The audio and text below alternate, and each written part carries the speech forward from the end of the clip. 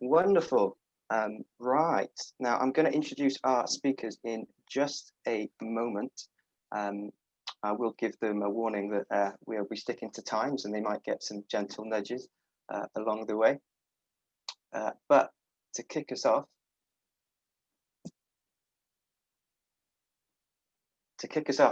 I'd like to talk about, first of all, that I'm very excited to kick off our Clean Air in Schools session today. We are going to talk about our Clean Air for Schools programme with Philips and the Philips Foundation in Greater Manchester. We're going to talk about the framework itself, and I'm going to run through a demo of how to use it. And then we're also joined by the FIE Foundation, and we're going to talk about the school run scandal and the impact that students can have, and in particular, their student voice. Now, this session is perfect for anybody that wants to learn more about what their school or any school can do to tackle air pollution. And the aim of this session today is to do two things. First, to inspire everyone to take action, to see case studies and to hear testimonials from teachers and students as to what can be done. But then also we want to give them and to give you the confidence and the tools so that you can feel inspired and tackle air quality. Great, so if we move now on to the next slide, perfect. Now, in just a moment, I am going to invite our speakers to tell us a little bit about how their school compared to this Clean Air for School vision. So at Global Action Plan, we've been working with schools for over 25 years. In this year alone, we've worked with directly over 200 schools and many hundreds more through our work and Clean Air Day. Schools have a very important role to play in tackling air quality. And what I wanted to share with you now is our Clean Air Schools vision. Now, this is a visual depiction of what the perfect clean air school would look like. You can see we've got school streets, green spaces, space for active travel, no idling zones, you name it, it's here. And so to introduce both Sheila Watson from the FIA Foundation and also Mark Letwin from Philips, I'd like to ask you both, how does your school, firstly, the one you grew up in, compare to our Clean Air Schools vision here? Now, Sheila, I'm going to go over to you first of all. Well, it was nowhere near as attractive as that image, that's for sure. I think lots more people did walk to school when I was little, and I'm very old, so maybe there weren't quite as many cars as there are now, but we didn't learn about these issues in school. We definitely, although we had lovely teachers, didn't have anyone as engaging as Mr. Patterson, who's just absolutely thrilled me and set us up, I think, for a great day's discussion. So I think it was a long time ago, and we were a long way from this ideal. But some things were better. I think there was probably more walking. Wonderful to hear. And Mark, over to you. Yeah, thanks, Martin. And I'd fully agree with Sheila. I think in my day, in my school, we didn't even talk about air pollution, air quality, clean air in any way, I think, in our education. But I was also very fortunate to be able to walk to school every day. And there was a lot more walking to school in those days. But again, as I got older in my secondary school, I was one of those who got a coach each way to school, an hour every day. So again, can fully understand the challenges that some people face also in getting to school. So it's very different now, and I'm very pleased that we're here to be able to talk about it. Perfect, thank you both. And I know we're also joined by Elizabeth Littlewood, who will be hiding away in the chat function later on to answer any questions. And so at this point, Mark, I'd like to hand over control to yourself, really, and to talk about the Clean Air for Schools programme. Brilliant. Thanks, Martin. So, as I said, I'm delighted to be here today. I'm here representing the Philips Foundation, which is an organisation set up by Philips to really look at the underserved and underprivileged communities all around the world. And actually, young people in the UK, specifically around air quality, is an area that we've really identified and taken very seriously about, something that we need to do and take action on. So I'm delighted to be part of this. And why it's important is that, again, in all the work we've done over the last few years, there are 8,500 schools, colleges, nurseries all around the UK where the air pollution levels don't actually meet World Health Organization acceptable limits. So that means as of today, on this brilliant broadcast, 1.7 million children as a minimum are actually learning in an environment where they're actually surrounded by what we call toxic air. which isn't acceptable. So last year we put together this fabulous Clean Air for Schools initiative, a combination of Philips Foundation, Global Action Plan and the University of Manchester, to really see if we could do something about it and take some action. I'll see if I can click on, or are you going to click for me, Martin? Maybe you can click. Yeah, we should be able to give you control also, but I'll get you in. So that's right. So we set up this partnership last year, and what our ambition was to really equip all of the schools and all learning facilities with tools and knowledge about how they can actually address air quality in their area. And it isn't about telling people they need to do better. It was about giving them really simple, meaningful tools about what they could do to actually improve the quality of air in the school itself, how we could really think about what was happening at the school gate and the school run and the emissions, how we could educate the next generation of children. And you've just seen Mr. Patton do a great job of that, about the challenges and what they can do, and also give simple tools to the school and the community to actually take action. So that's what the ambition was, and we teamed up last year across 19 schools across Greater Manchester to really understand what the impact, the actions they could take would have on the local air quality and then the children's ability to learn fundamentally. And since October last year, so we've worked with 6,500 students and teachers, and again, another 6,000 of their family members on really understanding what it means to tackle air pollution. So that's what we set out to do. We did a number of things. So if I go through, I'll try and click on. It's not letting me, so you're going to have to run it for me, Martin, I'm afraid. So again, we did a couple of things. So if we go back, there we go, one more, there we go. So we did a whole piece around education. And what we did with the 19 schools is we actually provided for all the Key Stage 2 classes, we actually provided a STEM focused workshop to really talk and educate the children around air pollution, what it meant, what was causing it, and again, what things we could do. And we actually did that with an air pollution expert, which in this case on the picture is Luke, as you've just heard. And we also developed teacher training and resource packs, so fabulous equipment for the teachers to be able to use to educate, play games, and really make it come to life. And we line that up with Ofsted and also the national curriculum to make sure it fitted within the kind of natural teaching year. So we made all of those tools available from an education point of view. If you click on, we also put a lot of technology behind it. Because it's very easy to say we need to change things in the future, but actually that can lose a whole generation. So what we also wanted to learn in those schools is, can we do things today to actually improve the indoor air quality for those learning environments? So we as the Philips Foundation also gave 10 air purifiers from Philips to all of those schools. So that's again with a significant value. And we train the teachers and all the staff there about how to use them and how to understand the use them. So we put the purifiers in the classrooms, into shared spaces like assembly halls, and actually what the research showed was fascinating, that if you use the air purifier in a classroom for a short period of time, you actually reduce this PM2.5. So this is the particulates in the air that are again polluting the environment, the smallest particulates that we really measure, and actually reduced by 37% in the classrooms. So those classrooms were a third cleaner to learn in by just doing these things. So very simple things made a big action. And again, we had great feedback from the Russell Scott Primary School where we kicked this all off. And it really touched home when we did the launch of this, that when I asked the pupils in the hall how many of them were using an inhaler, around a third of the children in that hall put their hands up, which is just staggering. And they are in one of the areas where, again, we identified in Greater Manchester it needed some support. So a third of the children, and then we said, how many other people do you know use an inhaler? And then over half the hall put their hands up.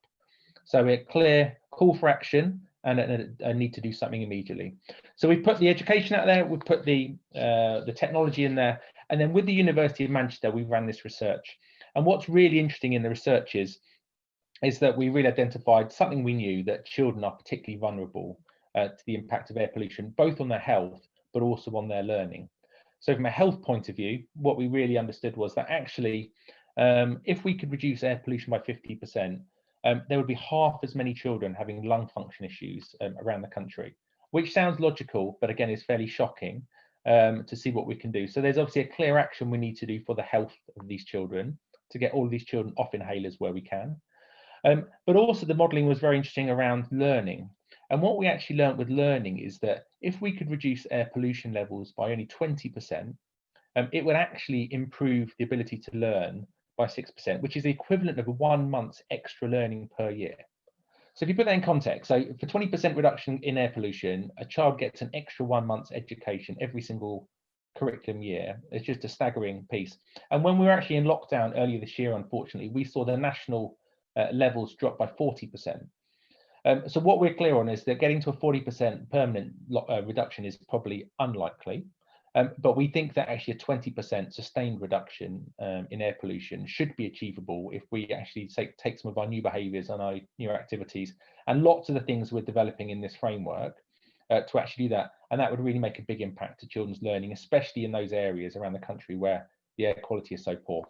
So I'm a parent. This is very meaningful to me. This is very important to the foundation. I hope this is a wake-up call today. I'm delighted that on Clean Air Day we can, again, get the framework spread as wide around the country as we can to get schools to adopt it, communities to really take action, and so we can make a meaningful impact on the children in this country for the current generation. So that's what we're doing, Luke, and I'll pass it back to you to take over. Great, thank you, Mark. Sheila, I just wondered if you had any thoughts yourself as to the statistics shared on the screen there. I know personally, I think when we heard that back from the University of Manchester, it did take my breath away. Well, they're shocking, aren't they? And it's extraordinary that we live with this. It's extraordinary that we don't push back much harder. I mean, a month's learning when we all, as parents, I'm a parent too, and non-parents actually, grandparents, aunties and uncles, we all care about our kids' advancement and learning. And there we are throwing away a month's worth of their learning on this thing. And of course, every day something else emerges about the impact from the womb onwards of this dirty air on our kids. So it's got to be acted on. And I think Philip's Foundation intervention here is just very powerful. And as a parent, I thank you for it. And I hope and can see how the kids in school got a lot out of it. Thank you, Sheila. I can see a few questions have popped up in the chat. We've got some time in at the end of this, so we'll be able to answer them then. So please do keep them coming in using the Slido function. Next, I am now going to talk about the actual framework. So as Mark so clearly put, you know, one of the aims of the project was to give every head teacher, parent, governor across the UK who are concerned about air quality, to give them a tailored tool and a free online tool that they could use to evaluate the air quality in their school and to work out really what the most relevant and most suited actions were for their school. So the work that we did in Greater Manchester really did set the foundations. So the 19 schools we worked with helped us shape the framework. So the 37 actions that are included, you know, we tested and trialed these with the teachers and took on feedback as to what was possible and what wasn't. We worked with the academics at the University of Manchester to go into schools and to test and to look at academic insights into the impact that the different actions have. You know, we know that not all of these actions are free, and so we really dove into the detail in terms of the benefits that each action has, the amount of effort it requires to use it, and to really come up with what we feel is a complete set of actions and advice that schools can do. So the tool, I'll go through it in just a moment. It's online, it's free. Its aim is to inspire those to tackle air quality. Now, you'll see on the screen now that the framework was endorsed by our friends at Phillips Foundation, Living Streets, Melchor Stars, Mum for Lungs, the National Association of Head Teachers, and many others. So the framework was designed really around these four key principles, and that is that to reduce air pollution from a school's own operations. So these are things like the emission from the boilers or the deliveries that the school gets delivered. Next are tackling air pollution at the school gate. So this is everything from idling vehicles through to promotion of active travel, cycle facilities, anything to do with that. Third up, we had education. And so this is around educating the next generation and really bringing families and students together so that they can make cleaner air choices, which is beneficial for all of us. And then finally, to become a local leader on air pollution, which is wonderful. Now, as I said, our 37 actions, we've split them up into 4 pathways that we feel really help to understand the aims of the framework. And so that is the student voice. We're going to hear from Sheila at the end of this presentation. She's going to talk us around the school run scandal. And that, I think, is the perfect example of students using their voice to tackle air quality. Education, so again, just the importance of bringing everybody on the journey of tackling air quality with you.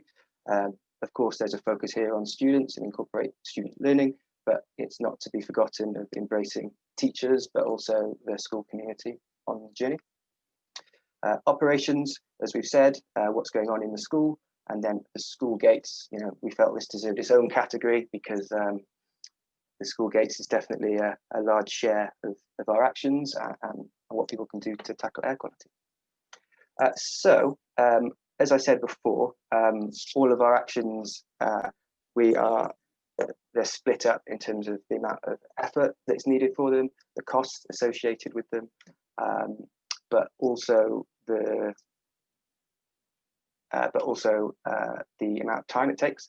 And so what I'm going to do now is run through the framework with you and share the demonstration.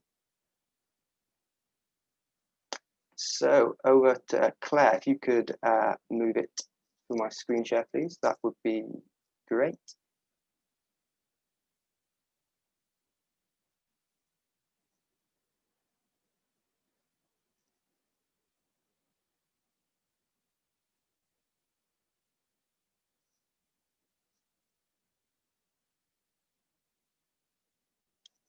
Great, okay, thank you very much. Let me bring you in. Perfect. Okay, so that was my technical skills there letting me down. So as you can see on the screen now, this is our Clean Air for Schools framework. We'll share the link in the chat so that you can come along and check it out yourself. But I wanted to show and demonstrate just how easy it is to use. So first of all, a head teacher or teacher, local authority or parent, anyone can come along and log in to use it. So first up, you'd to be asked a little bit of information about your school. So you can see here, pop in your school name, your postcode as to where you're based, and also the number of pupils, as it's important for us to monitor the reach of the programme. Now, the next step is to complete our school air pollution survey. So the purpose of these 7 questions are really to tailor the experience for each school, and so that out of our 37 actions, we can promote the actions that we feel support your school in the best way possible. So these are things like, is there a major source of air pollution near your school? You can click yes or no. Are you near a busy A road? Again, yes or no. And you can work through these questions with advice if you don't know the answers on the side there to basically give us insights into what your school likes. As you hit save and you scroll through, this is now where you see our list of actions, which are great. Now we have them split into 4 pathways, as you see along the screen here, and you can go into each one. So for example, if you look on the left of the screen here, you go into our first pathway, so traffic at the school gate.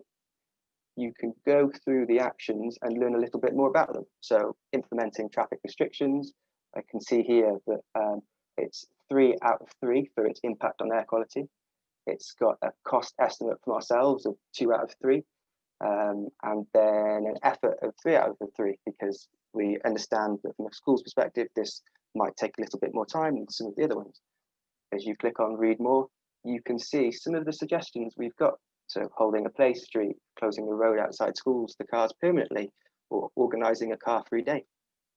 And then as you scroll down, you can see the co-benefits and also signposted to all of the resources and case studies that we have.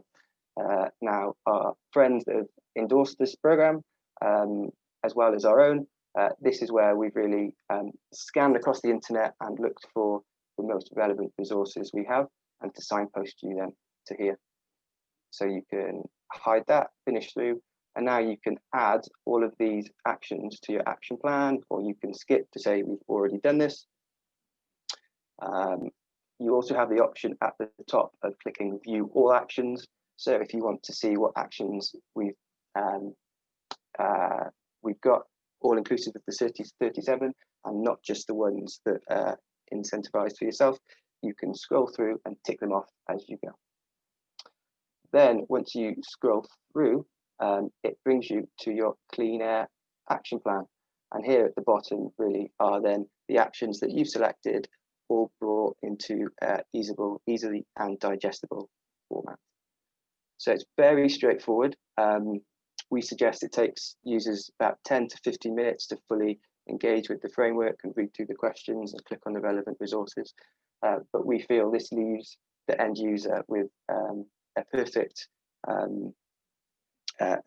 talking point to talk to your teachers, your head teachers, or your local authority on tackling air quality. So I'm going to stop sharing and go back now to our PowerPoint presentation, please.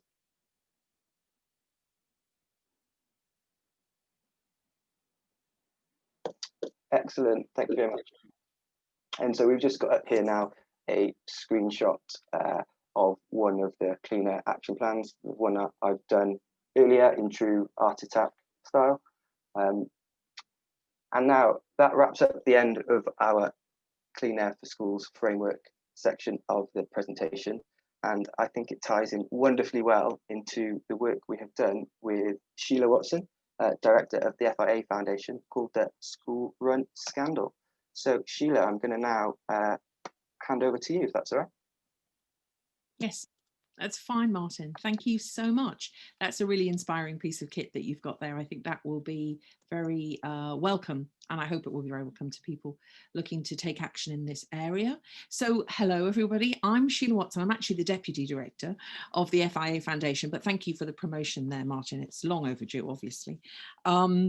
The FIE Foundation is UK-based. We're a charity. Our objective is to promote safe and sustainable mobility around the world. So we work in lots of different countries. And it was our pleasure to support and work with Global Action Plan on this project. The objectives of which really were pretty clear. You've had a great deal of the background laid out to you about the awful health impacts of poor air quality. And you've heard a lot, I think, from experts about the impact of those things. We believe very strongly that we need to give young people a voice in this debate, and their parents, but particularly young people. And so the objective of this project was to do that, at the same time as supplying useful educational tools for teachers, just like the wonderful Mr. Patterson. And I imagine there are many, many more on this call today, just like him, keen to share with kids good learning and to get them to challenge and to get them to question what they see in the world, which is really the core objective. So we teamed up with Global Action Plan in this project called the School Run Scandal in order to do just that. So next slide, please. Thank you. And so the challenge, as I say, I think we've heard a little bit about this. We know how awful dirty air is for all of our health, but it's particularly scary how bad it is for children.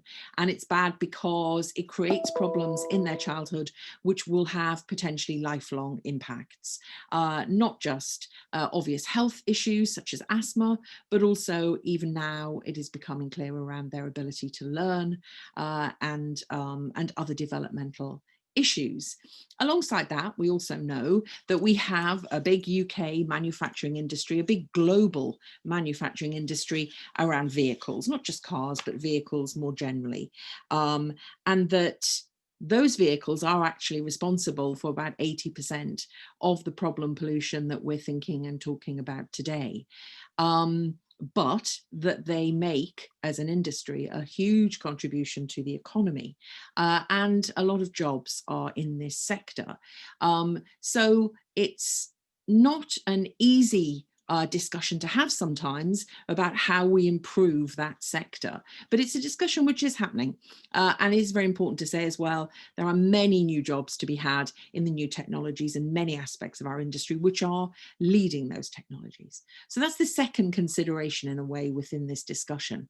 And then the third consideration, as I've already described, is the voice of young people, and we know we're hearing that voice all the time now. We're hearing young people and seeing young people come together and say enough is enough, really, across quite a few environmental issues, but including dirty air, and of course the great Greta Thunberg, who is leading a lot of this discussion and is seen as in many ways the key advocate among young people, I think is inspiring others to want to get engaged. So those voices aren't being heard well enough. So the project, next slide, please. Sorry, yeah, thank you. So the project was put together by Global Action Plan. We supported it with funding, had several elements, was rolled out into schools between May and September of this year. Not the ideal time, but thankfully there was take up, and we'll talk a bit about that in a moment. We provided a briefing pack, lots of information in there about those background issues, which I've just briefly touched on, and resources that enable students to interrogate different aspects of the elements of this debate, which can seem complex and difficult, and which were educational at their core, enabled them to deploy some aspects of some citizen science, to learn how to use data, to learn, as I say, how to question. There was some support from the team at Global Action Plan as the projects went along. And of course, and today is part of this, but there will be more of this, I know. We wanted at the end of that to say thank you to those who took part, to celebrate the work, and we'll share it now, and that's part of it, but also to go forward and do more work in the future together. Next slide, please.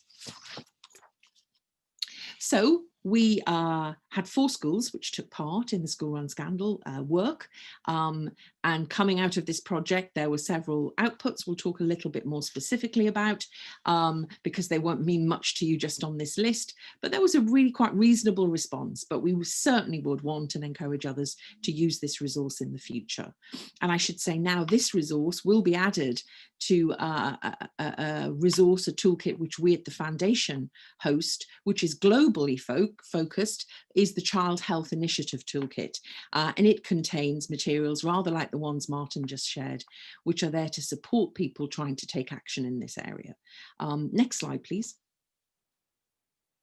So the students had, as I say, quite a bit of evidence put in front of them. The first piece of evidence, which we probably all could do with looking at, is the proof which the initiative called the True Urban Emissions Initiative has established, that very often on the road, when they're being driven, vehicles are much more polluting than they are said to be or described to be in tests. And that's not because people are cheating the tests, but it's because on road there are very often issues that are different, and because in reality sometimes the delivery, the vehicle operating on the road is just nowhere near as clean as we're led to believe when we first buy them or rent them or use them in some way. Now, of the children taking part in this, 105 ran their own cars, their mum or dad's car, I imagine, through the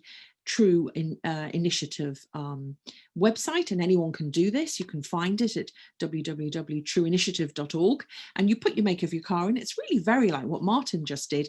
You put in various aspects of what your car, the features of your car, and it will tell you whether your car is good, i.e. emitting what it should, moderate, which is emitting a bit more than it should, or poor, which is emitting 3 times or more than it should. And what was very interesting, as I say, is when the children tested their cars, they found that at least 2/3 of them were emitting more than they should. So 2/3 of them fell into the poor or moderate rating. And as you can see on here, our student investigators thought that that was quite shocking. I think they probably believed that if a car is supposed to emit something, that's probably what it emits on the road. So they learned that. They also learned that there's an awful lot in vehicle advertising, which is not quite as it appears. And so again, they took some time to look at a lot of adverts, finding that at least 3/4 were focused on old, as it were, technologies, petrol and diesel, and only 1/4 were for the new cars, which are lower carbon and less emitting, the electric or hybrid vehicles, and they were shocked by that too. And I think this is a great thing for kids to be doing, regardless of what the advert is about. We should always question what we're being told by people who are trying to by people who are trying to sell us things, and that's something that the kids learned in this part of the project. And the next slide, please.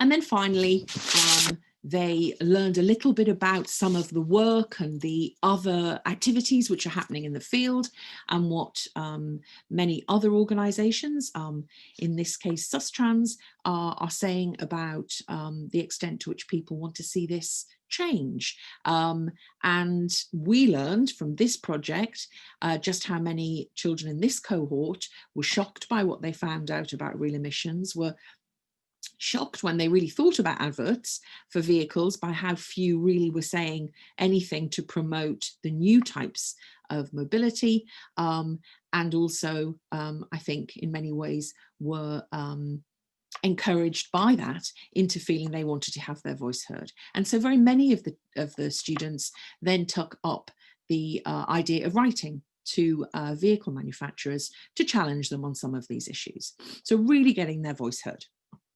Next slide. And I think, Martin, you're going to talk a little bit about what they wrote and the sorts of responses that they got back. Yes, thank you, Sheila. So I'm going to share with you a quote now, which has just made my day when I read it, I must admit. So from the students that wrote letters to car manufacturers, 19 letters were sent. You can see at the top of your screen, shared with the likes of Volkswagen, Seat, Mercedes, Land Rover, BMW. The students were very passionate about actually taking what they learned from their activities and asking questions of the car manufacturers. And so on the left here, you can see a letter that a student from Glade Primary School in Essex wrote to the CEO of BMW. And I'm just going to read from it because I find this quote amazing. So car manufacturers are deceiving car shoppers by attempting to lure them into acquiring petrol or even diesel cars. This is annihilating the environment. And I just love how emotionally involved the student is, and perhaps saying things that as adults we find ourselves not necessarily as comfortable being able to say. And so what I can share as well is that the companies, they had a number of responses from the car companies. I know that VW got in contact with one of the students and actually came back to one of the schools to run a second workshop in the schools, and the students had the opportunity to talk to the car companies and ask them questions. And they had various other responses as well from car manufacturers, but none others that actually wanted to go into the school and talk to the students. So I think it is interesting actually looking at the responses from the car manufacturers to see how they responded to the students differently. There were 5 key themes really that came out of the students' work and the letters, and you can see them on the screen now. So first off, just a fairly large mistrust towards car manufacturers. There's a lot of frustration with car company behavior that comes through the choice of their language in communications. Next, the belief that car manufacturers appear to put profit over health.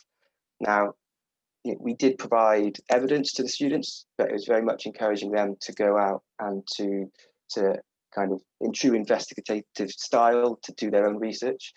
These opinions have come through that additional research that they've done themselves, which is lovely to see. Fourth, we've got suspicion that car companies aim to keep fossil fuels as their best sellers for as long as possible. The students were really quick to point out and were shocked when they saw just how low the percentage was of the advertisement budget that these large car manufacturers spend on advertising EVs in particular, compared to the fossil fuel vehicles that they see. And as you said, Sheila, the students actually got in front of their TVs and looked through their newspapers and did do their own research into see what adverts they would see, and then also what percentage of them were EVs. And then finally, the fifth point that came out really was the support and praise that came from some of the students to actually car organisations and industries that seem to be making a difference. Now, our brief to the students was to choose whoever they wanted to speak to. And it was nice to see actually that the students weren't just targeting those that they felt were at fault and to blame. In fact, they actually wrote to organisations like Tesla, for example, and wanted to ask their advice and encouragement on how others could follow suit. So that was really nice to see. There's lots of tasks going through. The main task, though, is...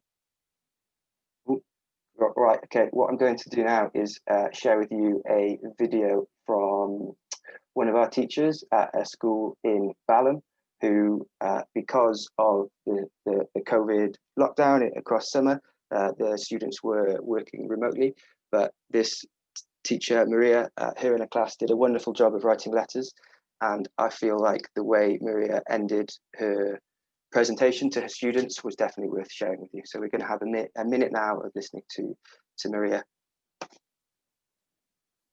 There's lots of tasks going through. The main task, though, is once we've collected all the information, is to write this letter.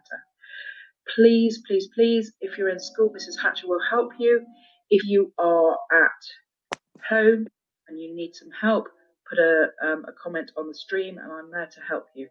But it's really important that you complete this, because this whole thing is going to be presented to the government. So all the information that we've got from us and from the other schools involved is going to be taken by the charity. They're going to put it all together and then they're going to present it to the government. So it's really important that we help out, because we can change things. You know, we're using our voice to be able to change things, which is fantastic. I hope you enjoy it. Please, if you've got any questions, let us know. And I look forward to seeing you soon.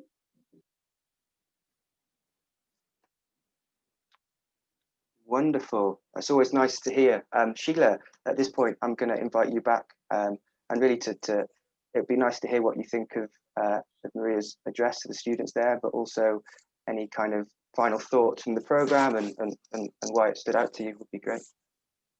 Thanks, Martin. Well, I mean, I think it's amazing to hear Maria. It was amazing to watch the whole lesson that she led, and to see actually the extraordinary work teachers have been doing in the lockdown in general. But I think I just want to emphasize that this material that was shared with the kids was about learning. It was educational. It was basic information, which enabled them, I think, not only as investigative students, but as consumers of the future, to challenge what they're told about the things they're being encouraged to buy, and to run that information past what they really care about, which for very many of these children, as they showed here, as our children this morning showed in 2WP with Mr. Patterson, these are things they care about, and they should be helped to challenge that. Now, for the foundation, our work is very much about supporting children to have a voice, not only around these issues, but associated issues around road safety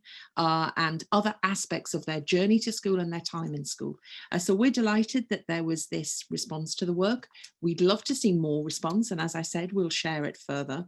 And we're absolutely determined also to look at whether or not this is something that can be used internationally, so that children in other schools, these problems are really very global. Air quality is appalling for children all around the world. And I think there are aspects of this work, aspects of the wider work that you're doing, that we would want to see shared there as well. So thank you for the cooperation and for having us here today to talk about it and for sharing it. And yeah, we look forward to further cooperation in the future. Thank you, Sheila. We have just under 5 minutes left, actually, and I think with the minutes we've got, we can dive into our questions. And I'd ask you if you can help me answer some of them if I read them out. Just before that, I wanted to share my thoughts on the school run scandal and just how it is the best example of that voice element of the school framework. It's a really strong resource, and to let everyone know that Global Action Plan had submitted a response to the government's consultation onto ICE phase out date earlier this year, and what we've learned from the student and their quotes and their emotive language and their data helped us contribute to that. And we're watching very interestingly onto what will happen with the government and the phase out date in the next few weeks and months. But it really is just a perfect example of students using their voice and changing things, if that's within the UK or if it's wider afield, as you said, internationally. Right, now I am going to share with you a video now from Southampton, a school in Southampton, on school streets and how they've been setting up a school street down there. In the few minutes, I'll look through what questions we've got, and then we'll come back to the questions at the end of the video. So thank you very much, and on to the video.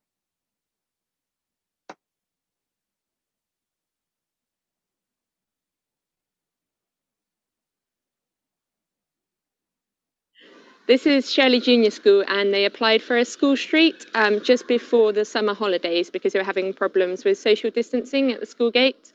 A school street is where the road outside of school is closed to cars at drop-off and pick-up times for around 40 minutes to an hour.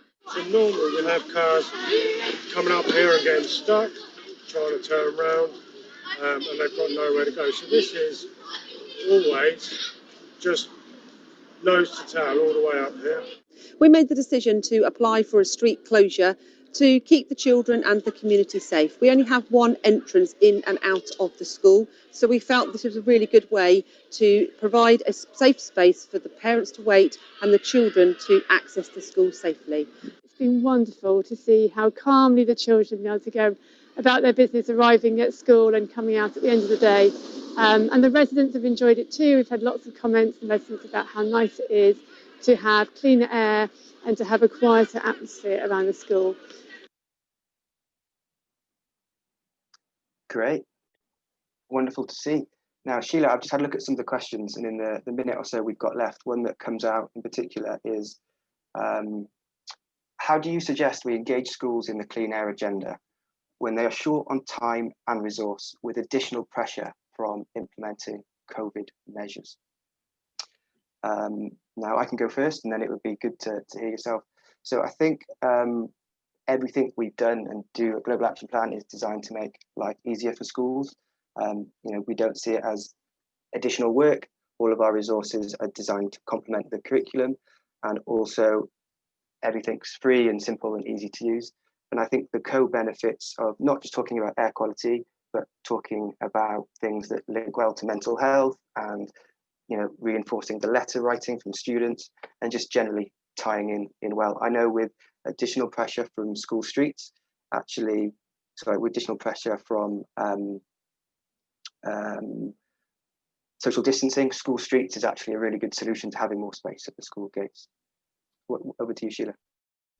Well, I think you're right, and I think for teachers and pupils and their parents, information is absolutely essential. The true initiative information that you shared just then, your toolkit, they're all independent, free at source, open resources for people to use, and I think it's great we put them together in ways that enable them to be part of a child's education. So that's vital. Alongside though that, I think it's absolutely essential that we all work as children and adults, to address some of the very core issues here, which is our global fleet of vehicles, and not simply to place this in some sense of burden on schools, which, as you say, are very overstretched. I have to say, on school streets, which look like an increasingly exciting resource, we're supporting some work in London with Bloomberg Philanthropies to assess school streets, to just work out exactly how good they are in terms of air quality, and we're really hopeful that's going to show